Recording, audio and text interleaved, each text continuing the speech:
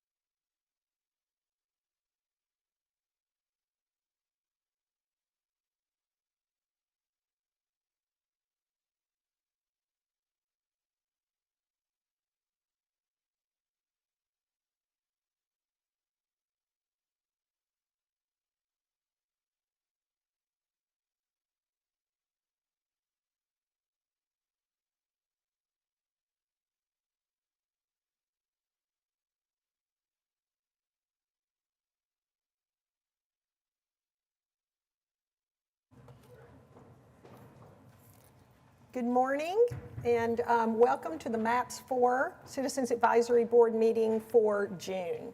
We're very pleased to have so many people here with us today. We've got a few presenters. But first, I'd like to introduce our newest board member, Jessica Martinez-Brooks. She is our at-large board member and taking the place of Brenda Hernandez, who resigned as a result of taking on a contract that was connected to MAPS 4. So couldn't serve in both roles, but we're excited for Brenda's involvement, her continued involvement in a different role, and very excited to have Jessica join the Citizens Advisory Board. So with that, I will call our meeting to order with our first item, approval of the minutes. Do I hear a motion or any corrections?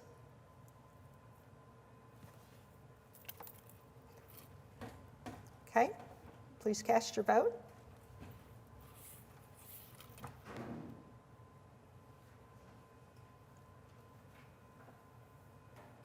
Thank you. The motion's been passed, minutes approved, so thank you.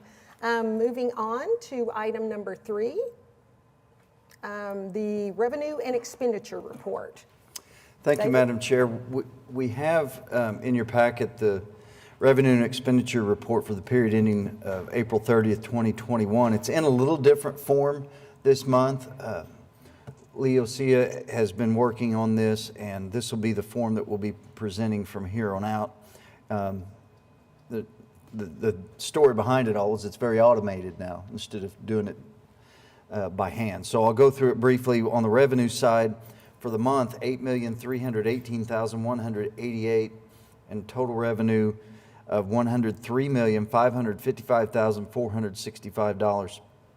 And then on the expenditure side, $110,111 for a total of $660,667.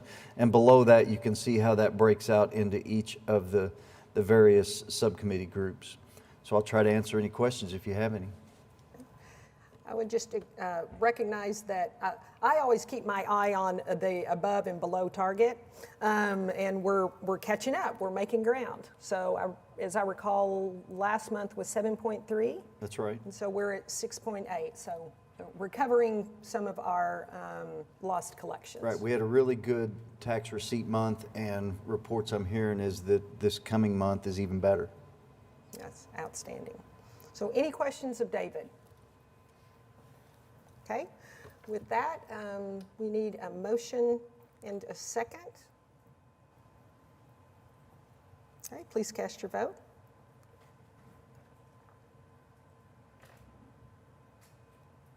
Motion passed. Thank you, David. Okay, moving on to item 4, presentation on the MAPS 4 implementation plan progress update with focus on the Civil Rights and Connectivity Project Detail Preliminary Framework. So Jason, welcome. I'm sorry to interrupt, but our speaker is not working. Shay and I are pushing buttons and volume buttons, and some people said, yeah, there's our guy who said he would be around. Thank you. Can I go get started? Should I wait for a little bit, or? No, it's our speaker in our little cubicle that's not working, and so it's hard for us to hear. We are boxed in by plastic. It makes it difficult. I could wait for just a minute. Yeah.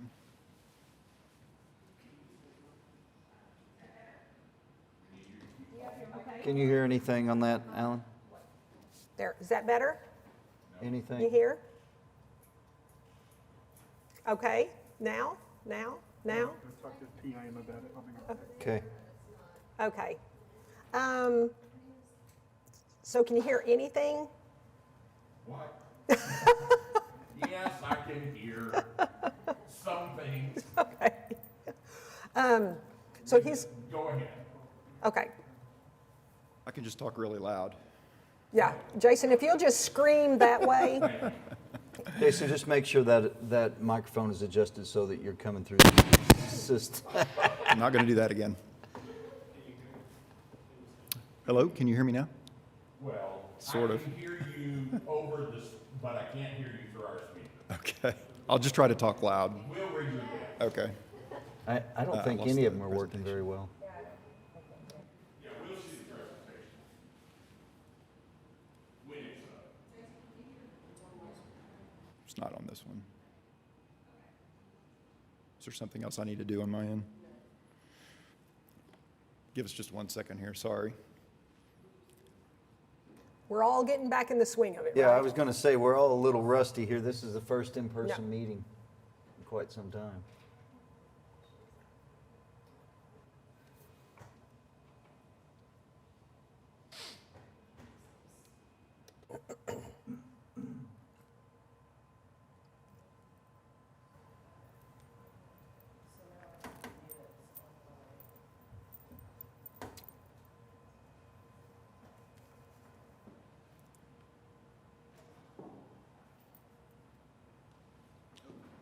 There we are.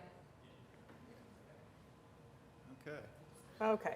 Let's give this another shot. Good morning, Madam Chair. Good morning, board members. It's great to see everybody. Wow, it's been I just want to take a minute and soak this in for a minute. This feels so good. I'm looking forward to getting through this, not saying, can you see my screen, or you're on mute, or any of those things. I just want to soak it in a little bit. So it's great to see everybody this morning. Thank you for having us. So really the presentation that we've brought with us this morning is really a continuation of a conversation or a process really that we've been going through for a couple of months now. So as you might recall, we've taken the really the 16 projects across the entire MAPS 4 program. We've divided them into smaller groups, and we're spending a little bit of time each month on those groups. Just the intent is to give the board a little bit more information, a little bit more context on the projects. And so our presentation this morning is really, I guess, the third step in a four-step process. And so we're going to spend some time this morning really on two subcommittees, the Civil Rights Subcommittee and then also the Connectivity Subcommittee. And so we're going to spend some time on the projects inside those subcommittees. And so, like I've done the other presentations, I want to take just a minute to just circle back and kind of recap the work that we've done to date, the conversations that we've had to date.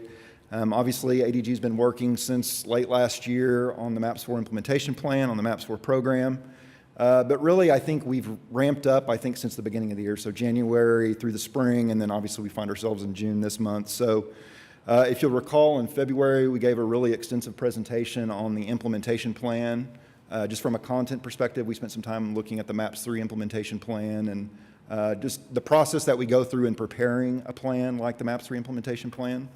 If you'll recall, we spent some time talking at the end of that presentation about how our MAPS 4 implementation plan might be slightly different from the one that was associated with MAPS 3. And so we talked about that in February.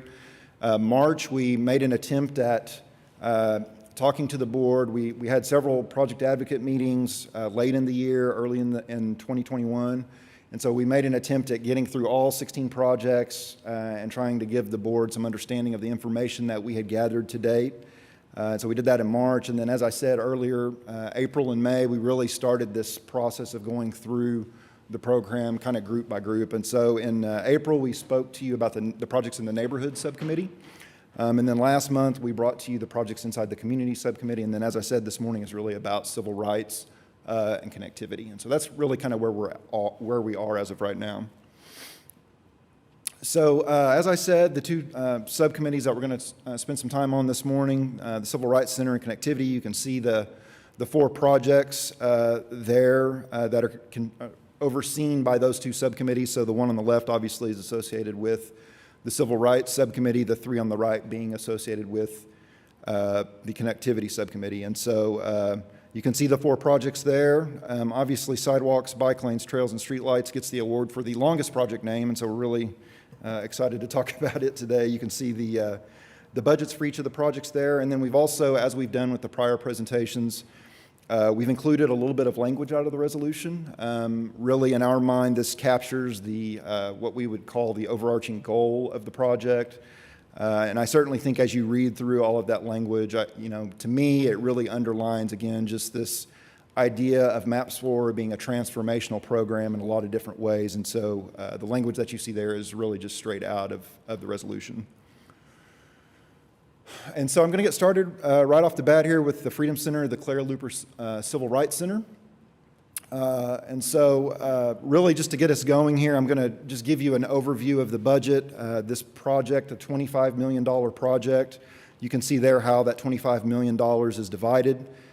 16 million of that 25, about 64% of the budget being devoted to the Freedom Center, the Clara Luper Civil Rights Center. And so if you read in the resolution, it has some language in it about renovations at the Freedom Center, which of course is an existing facility, and then construction of a new Civil Rights Center. And so you can see the language that's in the resolution there. The other $9 million, about 36% of that budget is associated with an operating and maintenance fund. And so you can see the language out of the resolution on the slide. On the left side of the slide. And so obviously those funds are intended to be transferred to the MAPS 4 Trust, and returns from that operating and maintenance fund that are made each year would be provided to help support the cost of operations at not only the Freedom Center but also the Civil Rights Center. And so that's roughly about 36% of the budget. There is some information in the language in the resolution related to an operating agreement. And so we've talked about this before. There's this reference to December 31st, 2026 date. I think that's mentioned like 9 times in the resolution. And so obviously there's a need to get that accomplished before construction can move forward on the Civil Rights Center. And so we've got that there just for your information.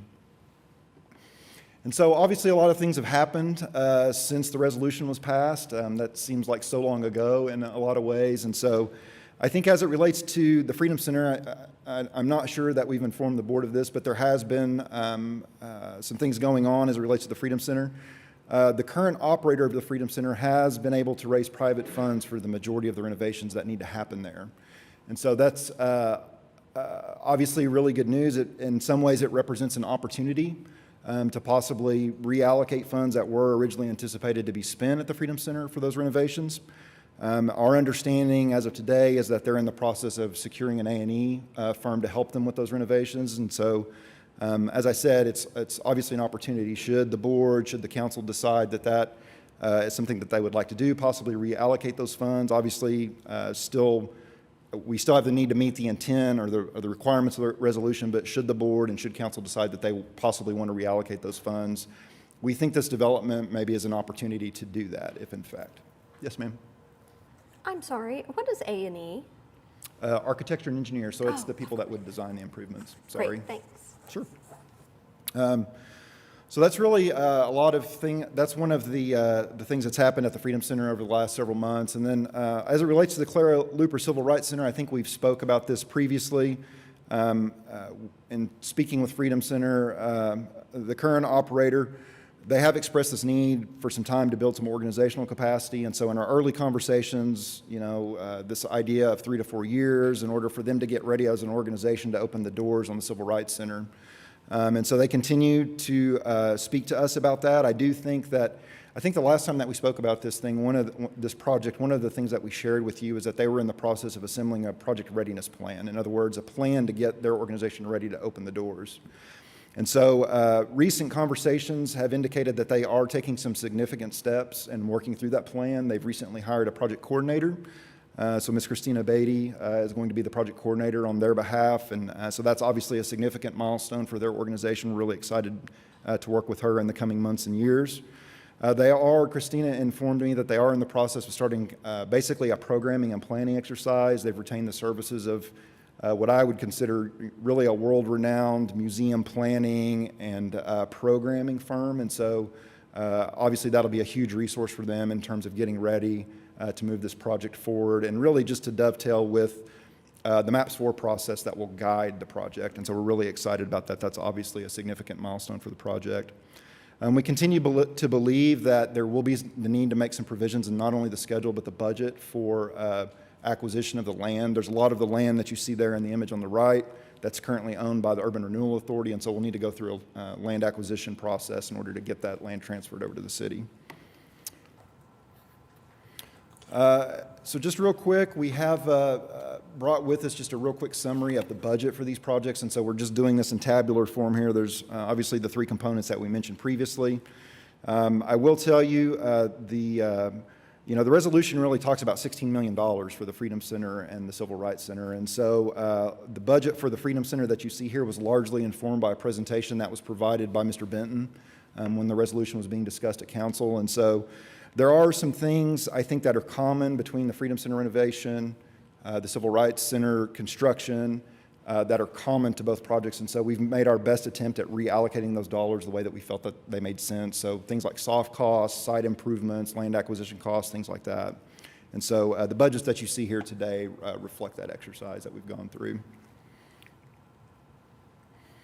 As we've done with the other projects, just a quick glimpse of what we're thinking right now in terms of project durations. And so we've got a lot of the, obviously there'll be a little bit of a process to get the funds for the operating and maintenance fund transferred to the trust.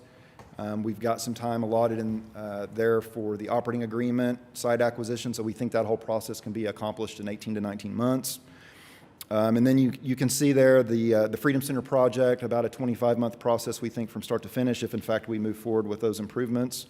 And then the Civil Rights Center at the bottom, about a 38-month process. And so that's kind of what we're thinking right now in terms of project duration. So moving on to transit, obviously, I guess the thing I want to reiterate here, the transit, the language is there on the slide. It talks about continuing the transformation of the city's public transit system. I think Jason Fairbrush, MBARC's director, came and gave a presentation in the spring to the board. I think he did a really good job of setting the stage and helping the board understand that the MAPS 4 funding and the things that we're going to do with the MAPS 4 funding are really part of a longer process that they've been going through as an organization in terms of improving the public transit system. And so obviously we are going to be able to continue that with some of these investments, and so we're really excited to be a part of that. As we did with the prior project, just again, a really kind of a high-level view of how this budget is structured. And so you can see on the right that this is essentially an $87 million project. So $60 million of that is devoted to advanced transit options. And so you can see some of the specific language in the resolution there on the right side of the slide. Obviously, there's some conversation in the resolution about bus rapid transit. Generally, a line in South Oklahoma City, a line in Northeast Oklahoma City. There's a reference to an operational, this need to identify operational funding. And so it's important that the board understands that it's not as easy as just going out and building this work, these improvements whenever we want to. So transit in particular, every time we make an investment in transit, it frequently represents additional operating expenses for the public transit system. And so it's really important that we time this kind of in lockstep with what the Embark is doing. And so the improvements need to be, once they are operational, Embark as an organization has to have the capacity to support those from an operational perspective. And so I think that's the language in the resolution, I think, is a nod to that. There are a couple of references to other advanced transit options, and so I've listed them here. The park and ride facilities, we'll talk about those a little bit this morning. And then obviously microtransit is also mentioned in the resolution. Hey, Jason. Yes, ma'am. Quick question. Sure. What does rapid transit mean? A direct point from microtransit? Yeah, I'll spend some time on another slide. Bus rapid transit is basically just a part of the transit system that has increased trip frequency. And so it allows faster trip times than a conventional fixed route bus system. So I'll spend some time, I've got a slide actually in the presentation this morning that'll speak to that a little bit. Moving on, I'm over on the left side of the slide now. Enhanced bus service, $12 million. And so that's about 14% of the project budget, the $87 million. You can see the items there included additional bus procurement, traffic signal prioritization, which we talked about a little bit when Jason was here, and we'll revisit here again this morning. $10 million for improved bus stops, about 11% of the budget, and so obviously we're going to make some significant improvements to the bus stops, about 500 new ADA shelters, bike racks, lightings, a lot of things really in that $10 million. And then $5 million, about 6% of the budget, is allocated to plan growth, and so there's going to be the need to do some land acquisition, so that's included in that $5 million, as well as some planning updates, and so that's what those funds will be dedicated to. So the next few slides I have go through each one of these components, and I'll just explain them at a real high level. So as I said, bus rapid transit, bus rapid transit is different from standard conventional fixed route bus system. The vehicles are typically an upgrade. They typically have nicer seats. A lot of times they have facilities in them, improved technology, think USB ports, places to charge your phone, those sorts of things. And so that's one thing with these bus rapid transit lines that's different from a conventional fixed route bus system. The city is actually in the process of bidding the BRT vehicles for the Northwest BRT right now, and so we're at a really kind of a opportune time to really inform the budget on both the Northeast and the South BRT, because we're going to have really good information on the cost of those vehicles, and so that'll be something that we can feed into this plan eventually. When you think about bus rapid transit, again, I'm reiterating some of what Jason shared with the board previously, but the stops are different from a standard conventional bus stop. Think of them as being more like the stops that you see in downtown Oklahoma City for the streetcars. So they're typically elevated. There's a kiosk where you can buy tickets, find like real-time arrival information. They're lit, they're sheltered, and so there's just a lot of things at the BRT stops that you don't see at a conventional bus stop. The BRT lines are focused on just really improved frequency, improved trip time, and so like a standard fixed route bus system sometimes approaches 30 minutes time between buses, and so the BRT lines will be much smaller than that, and so something on the order of 12 to 15 minutes, I think, is what they're anticipating for the Northwest BRT line. So I would have to assume that the Northeast and the South BRT lines that we would construct with these dollars would be something on that order. The park and ride, Jason mentioned during his presentation, really a recommendation from the 2013 Transit Service Analysis. And so it's really just dedicated for transit users in Oklahoma City. Really, you can think of these park and rides as primarily being located on the fringes of the fixed route system. And so again, just making it easier for people to use the public transit system. We do believe that a portion of this, the park and ride improvements may in fact occur at the Northwest BRT. There's some need for park and ride improvements along that line, and so we're working with Embark right now to try to think through that and how we can build those improvements in a way that dovetails with the schedule that they're anticipating for that work. And then microtransit, again, to try to answer Ms. Martinez-Brooks' question, it's really a ride-sharing service. So I think Jason explained this a little bit, but it's a ride-sharing service. So think Uber or Lyft or things like that. But it's really owned and it's operated by the public transit system, by Embark. The one difference being that for microtransit, it's really isolated to zones inside the city, zones that are at the fringes of the fixed route bus system, and so it's not all across the city everywhere. It's just in key strategic areas. Again, they're at the fringes of the system. You know, this is not what I would call a traditional brick and mortar maps type project. Obviously, it's a little bit different. As of today, we think that primarily that project will involve procurement of vehicles, probably procurement of software, design of that software to enable Embark to have that system and operate it. So moving on to enhanced bus service, obviously additional buses is going to be a big part of this. Procurement, compressed natural gas buses is what we're currently anticipating. I've already spoke about this a little bit this morning, but obviously we need to be thoughtful about how those buses are acquired. I think it's important that the board understand that we may in fact need to procure these buses in a way that, as I said before, is in lockstep with the operational expenses that they represent. And so it may in fact be that the procurement of these buses happens on an annual basis throughout the life of the program, and so we're working through that with Embark right now. These additional buses, we understand, are primarily going to be used on the busiest routes in the system. So again, the goal is to reduce trip times, increase the frequency that buses visit those stops along those routes, and get the trip times down to something that we think is more reasonable. So the other part of the enhanced bus service, traffic signal that's a hard word to say, sorry about that. I'll just call it TSP. You can see the little exhibit that we provided on the bottom right-hand side of the slide. Really the idea, and you guys will likely be experts in this by the time it's all said and done, but the idea is to prioritize the signals in a way that allows public transit vehicles to get through signals quicker, and so it helps to reduce trip times. There are currently about 490 intersections that our fixed route public transit system goes through, and so the MAPS 4 improvements, as currently anticipated, really are going to extend TSP across about half of those intersections. And so it's going to be a really vast improvement over what we have right now, which is primarily, I believe TSP is primarily only on the fixed route, the streetcar system in downtown Oklahoma City. And so we're really looking forward to those improvements. One thing that Jason did mention too during his presentation, I'll just reiterate it here.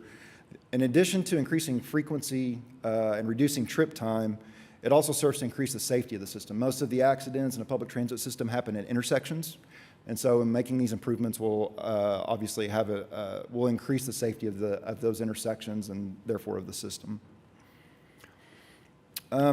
So on to bus stops, as I said, $10 million. You know, really, Embark has been going through the process of improving the shelters for some time, and so there's really about 1,400 stops across the system right now. Only about 290 of these are covered, and so the MAPS 4 funding will really increase that. We're going to basically add about 500 new shelters to the system, and so that by the time we get done with the improvements, over half of the shelters across the system will be sheltered, which is a great thing. The new shelters will be lit, they'll be ADA compliant. You can see an image there on the right side of the slide, which is very similar to what we anticipate would be installed at the bus stops. We are working through with Embark the delivery system the delivery method that they've been using on the existing shelters. They actually have a advertising vendor, I think, that's associated with installing those shelters, and so we're trying to work through that with them in terms of how the MAPS program might actually execute those shelters moving forward. We do think bike racks will be included at a lot of shelters, and then obviously some security lighting as well. And so we think that the security lighting will primarily be focused on the stops that do not receive covered shelters. The shelters will have lighting in them almost integral with the shelter. And so really the goal of this part of the program is really just to provide lighting across all 1,400 stops and across the entire system. And then the last piece of transit, the planned growth, which I've already touched on a little bit here this morning. We've brought with us just a quick summary, and Jason did a much better job of this, but really the plans that have guided the Embark improvements to date. And so really two important pieces of this, the 2005 Fixed Guideway Plan, which way back in 2005, 2030 seemed like something way off on the horizon, but we find ourselves in 2021 now, and so obviously at some point it's going to reach the end of its useful life. Embark has been methodically working through that plan. You see the 2013 Transit Service Analysis, which is more of a short-term plan. Really, that plan responds to shifts in employment centers, shift in demographics, and things like that. And so really, we anticipate that the planning updates that will be done with the MAPS 4 funding will really update both of these plans for Embark, as well as any other plans that they feel like they need to plan the expansion of the system moving forward. And then lastly, in the $5 million component of this budget, the land acquisition, we've included just a small image there on the bottom right-hand corner of the slide, which highlights in yellow the existing Embark Operations Center. So that's on South May Avenue, just south of downtown. Obviously, with all the things that we've talked about here this morning, the new buses, the new BRT lines, all the things that we're going to be doing, there's a need to expand operations for Embark. And obviously, this land acquisition will enable them to do that. There's some conversation about this land acquisition possibly being used as part of a match for a federal grant. And so obviously, we're keeping our fingers crossed on that. But it is important, we think, to get this land acquired and really enable Embark to expand its operations in the future. Just a real quick summary of the budget. You can see, again, we've just provided this in tabular form. You can see how the budget is organized as of today across the various budget categories that we've spoke about. I'm not sure I need to go into a whole lot of detail there. Obviously, that's subject to change, but that's where we're at today. We've included just a snapshot here to give you some idea of the project durations that we're currently anticipating. And so you can read down the right side of the slide there and see the anticipated durations that we currently have. We do believe as of, a couple of things I want to note on this before I move on to the next project. You can see that the additional buses is out at 60 months. And again, this is speaking to the fact that we think that this may potentially be an annual procurement that happens. And so it will take us some time to get all the buses acquired is essentially what's happening. The other thing that I'll point out is speaks to something I mentioned earlier, the park and ride facilities in particular. We think those may potentially be delivered as two separate packages of work, one to support the Northwest BRT and one to support the other parts of the system. And so it may be that when we put the finishing touches on this, that's actually an additional component of this schedule that you see here. So, Madam Chair, last time we stopped in the middle. I know this is a lot of information. I don't know if you'd like for me to do that or just continue on. Or... Well, I feel like if you've got questions, feel free to ask them, but I feel like most of you have been asking questions as we've gone. So, yes, Daisy? Yes, the Freedom Center, the funding that they've secured, is it just for the rehab of the building? Is it tied to that, or do you know if it can be used for other things? I mean, I guess it could be used for other things. My understanding is they primarily secured that funding for renovations at the Freedom Center. I just think it's interesting, like them knowing that, like, I guess MAPS was gonna pay for like the rehab of the building, right? And so for them to seek additional funding, it doesn't make sense, you know? Yeah, well, obviously, I mean, as I'm sure you can attest to at this point, the MAPS program it's a long process, and obviously, I think as it relates to that building in particular, it's an older building, it was in disrepair, it needed some improvements immediately, and so I think maybe this is their way to get those done quickly, is maybe part of what's going on a little bit. David, I don't know if there's anything you want to add to that, or? No, I think you're right. Remember that there's an investment fund component to that also. Right. You want to reiterate on that? Yeah, and certainly the investment fund, the operating and maintenance fund will help to pay for those things long-term. But obviously, it's going to take us a while to get all of that in place. And so I think that's some of what was going on a little bit. You know, I think the other thing that's going on a little bit is that there has been some conversation about, you know, typically when the city executes a project or builds a project, they typically own the land. And I think there was some desire, at least our understanding initially, maybe some desire for that ownership of that building in particular to stay with the Northeast Oklahoma City community. So I think they're trying to just be creative about what options might we have to move that forward. Thank you. Well, and I think, Jason, you kind of got, the little bit that I know is that they did need some renovations sooner because the building really has not been cared for some time. So they needed that, plus they wanted the revenue to start building their infrastructure capacity. So I think it was a little bit two-tiered. Great question. Jason, I have a quick question. On the operations, the expanded operations for the Embark facility on South May, Yes, ma'am. are we acquiring land because we are acquiring more buses and we need a place to park the buses, or are we building facilities to house more staff? I'm not sure that that's been 100% worked out. I don't know all of the details as of today. I mean, I anticipate, you know, just my initial observation with the, you know, if you look at the existing facility, obviously a lot of that property is consumed by exterior storage areas to store the fleet. And so I've got to imagine that some of what that additional land will be used for is for storage of the facility. I'm not completely sure if they'll be building new vertical structures over there, like to support administrative space or anything like that. I'm not completely sure. Okay. Thank you. Yeah, you bet. Good question. Jay and Harry, are y'all hearing enough? We can hear Jason. I couldn't hear what Daisy asked, but I could hear Jason's response, so that's good enough. I can't hear what she said, but I mean, I could hear it from this side. Okay, interesting. Okay. All right. Any other questions? Questions? Okay. All right, Jason, All right, thank I'm you. going to press on. Press on. So our third project this morning, sidewalks, bike lanes, trails, and streetlights. Again, what a mouthful. We got to come up with an acronym for that project, I think. Obviously, this idea of continuing to transform infrastructure for pedestrians and bicycle riders.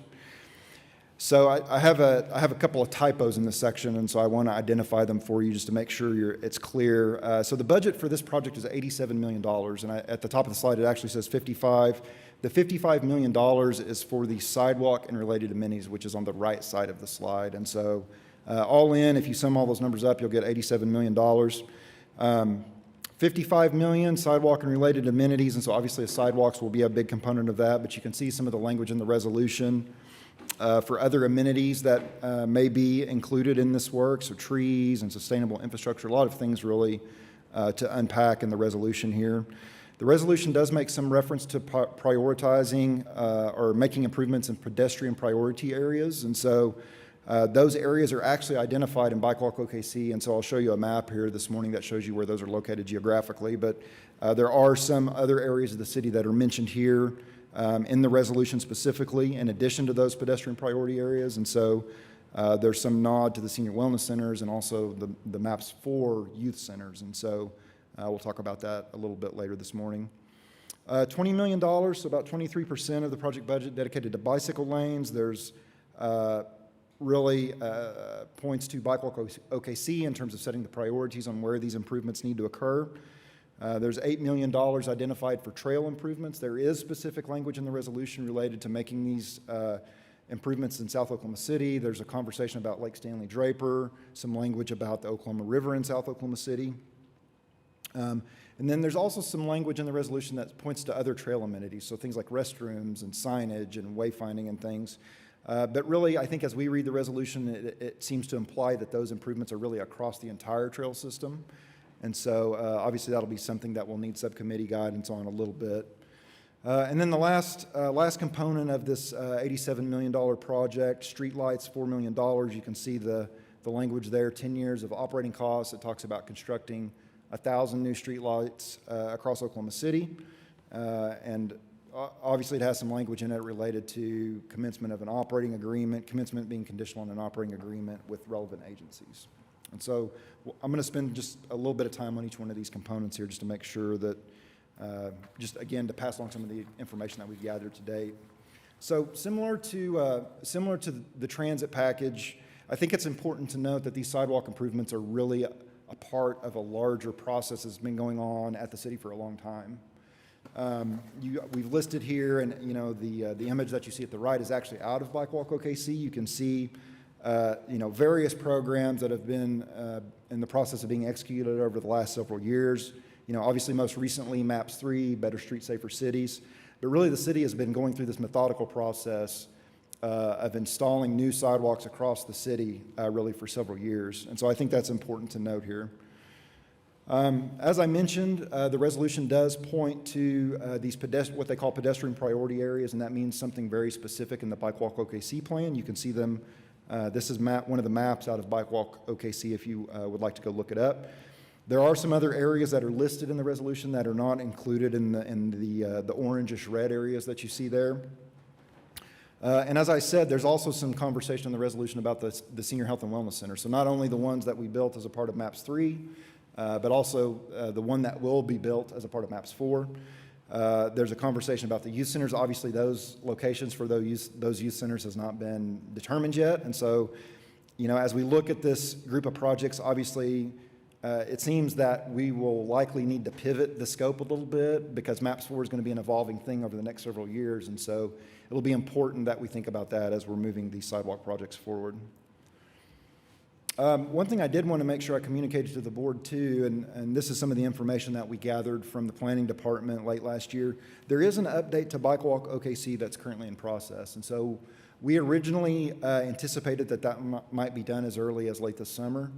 We've recently learned that it might be closer to the end of the year before that's accomplished. And so our hope is that when we get that plan, that it will really identify where the MAPS 4 investment fits into this larger plan or puzzle of pedestrian improvements across the city.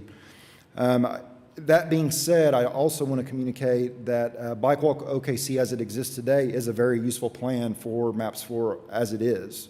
There are obviously a lot of things identified in Bike Walk OKC today that are priorities for the city in terms of pedestrian improvements. And so certainly if we get to a situation where we need to move sidewalk projects forward in advance of the update being complete, we can likely look to that document, look to the planning department to help us think through that.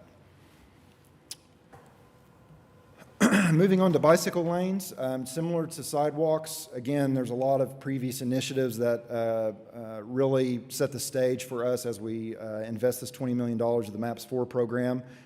We've listed several of them there. That list is actually out of Bike Walk OKC. Obviously, the ones most recently, MAPS 3, we've made a lot of trail improvements as a part of that program. Better Streets, Safer Cities has done some work on that as well.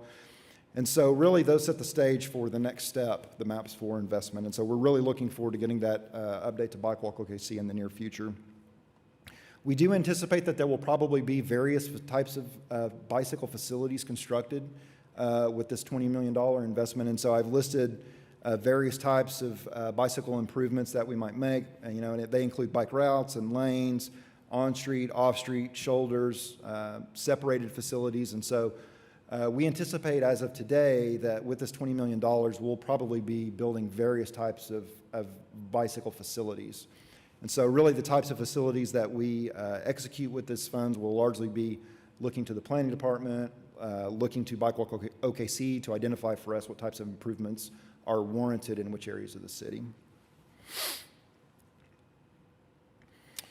The trail improvements, again, $8 million. I've already mentioned this language in the resolution that focuses in South Oklahoma City, and so we've just repeated it there just for clarity.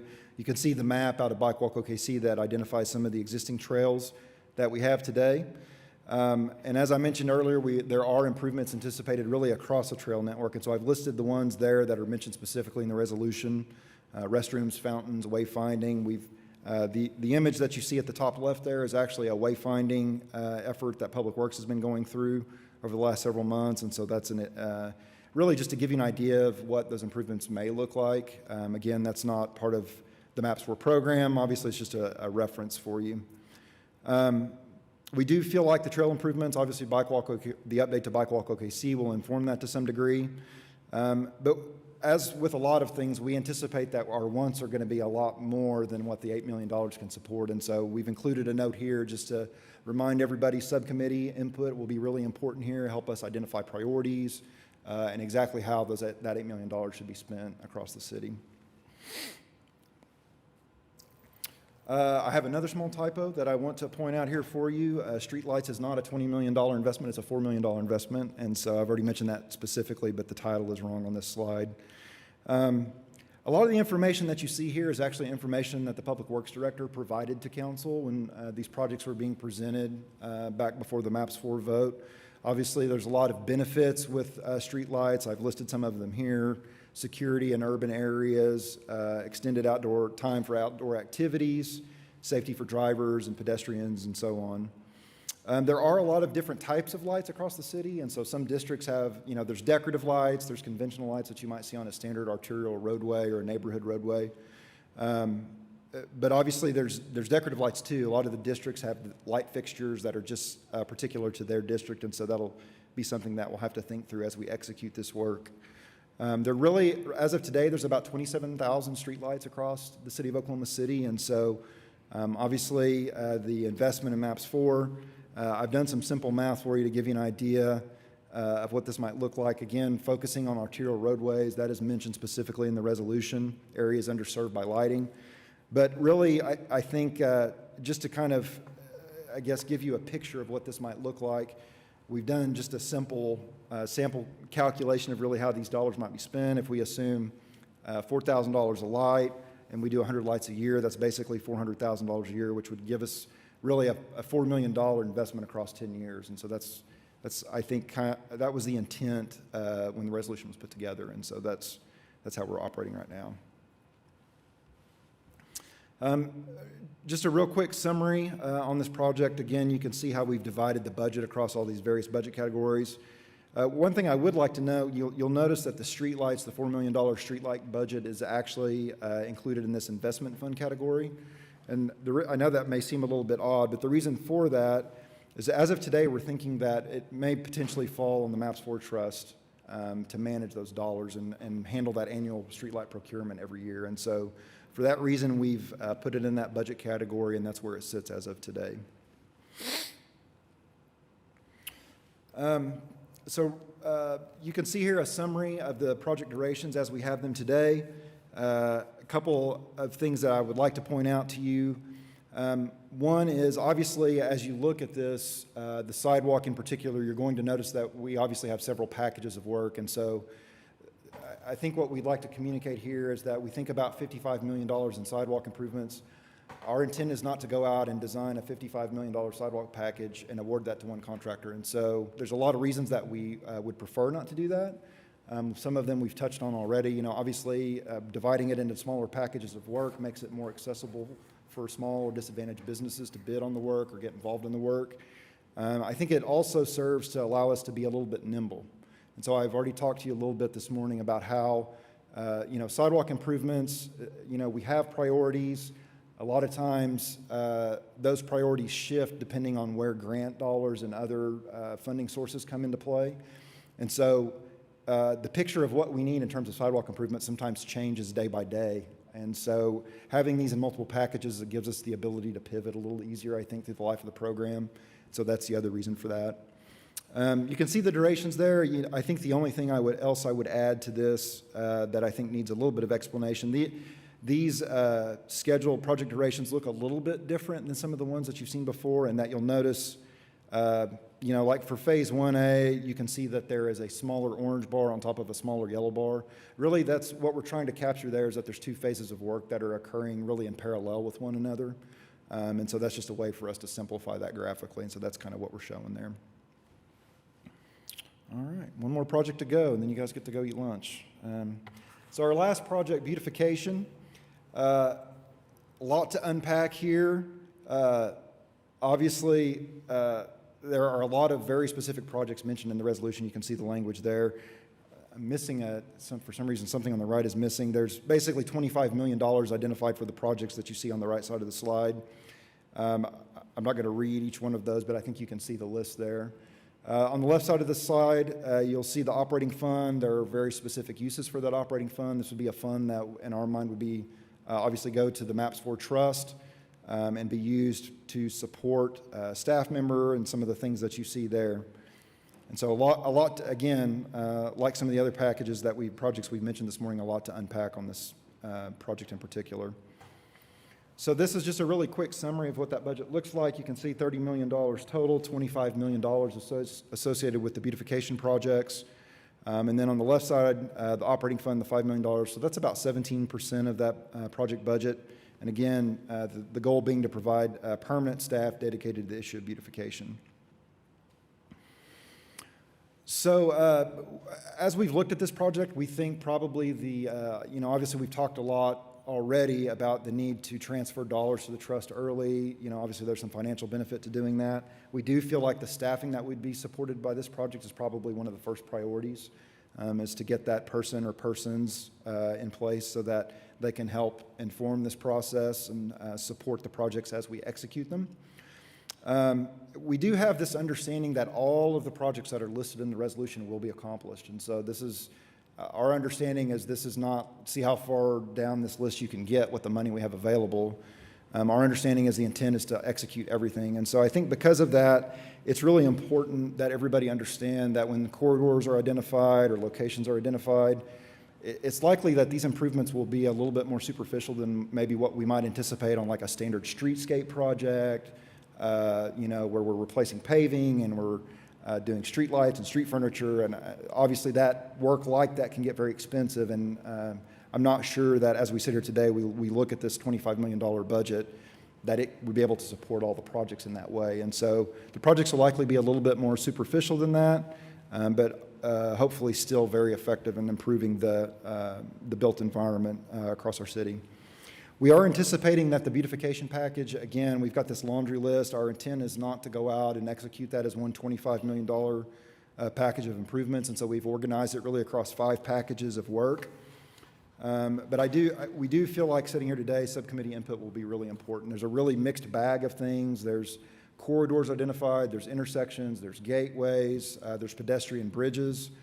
And so it'll be really important that we get subcommittee input early in that process to help inform us and guide us on what they would like, how they would like to see those improvements or the budget spent. We've got a map there. I think we've shared this with you before, but maybe not, just identifying some of the areas that are mentioned in the resolution, just so you can see what those look like geographically. And so for the budget on beautification, we're showing here just really the budget of the $25 million and how we've got it structured right now. Again, these are the same budget categories that we've looked at on some of the other slides, but just an understanding of where we are today with the budget and how we anticipate spending that money. Just a real quick glimpse at a high level of what this project schedule looks like. And so again, we've got the 5 phases that I mentioned previously. We've included time for securing an architecture and engineering firm to help us through the design of those improvements, the bidding of the improvements, and then obviously the construction. And so right now, we think each one of those phases is maybe right around 2.5 years, 30 months, give or take. And so that's kind of that's the assumption we've made moving forward. And so with that, we are done. Just really quick closing, as I've done on the previous presentations, next steps in terms of what we're going to be covering the next month. We're 3/4 of the way there. We've got one more presentation to the board next month. You can see there the projects that we'll touch on next month, the Innovation District, the 3 venue projects that are listed there. I do think, I'm speaking on behalf of Gooden a little bit here this morning, Gooden Group. I do think that there'll be probably an update from the public relations consultant next month. They've been really working hard on some of the maps for branding and things like that, and so I think they'll be in a position to possibly provide the board an update on what they've been doing next month.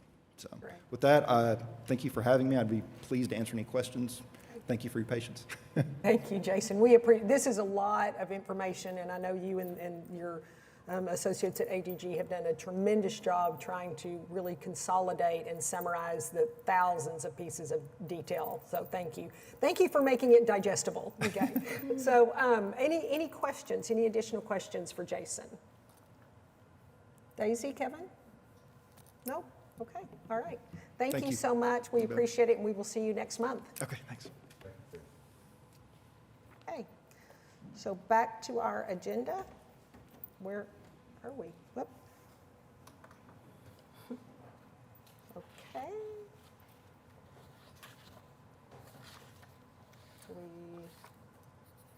Wait, I'm not, where am I? Oh, I'm so sorry. Got it. I'm back with you. All right, so any other items for discussion? Shay? Yes, Shay. Oh, I left my mic on. I am so sorry. I hope You didn't say anything inappropriate, so you're good. I forgot to ask this during the minutes, so I apologize. But last meeting, Russell had asked about the revenues that we had collected, if they were insured and roughly how they were invested. Did we figure that out? I don't have an answer for you right now, but I will get that for the next meeting. Great, thanks. Thank you, Shay. Anything else? Any other items for discussion? Okay. Comments by board, staff, or citizens? Do we have any citizens signed up to speak today? Okay. Board, staff, I don't have anything further. anything else? All right. So I guess that moves us to our last item, which is adjournment. So thank you all for being here today, and enjoy your month of June, and we'll see you the first week of July.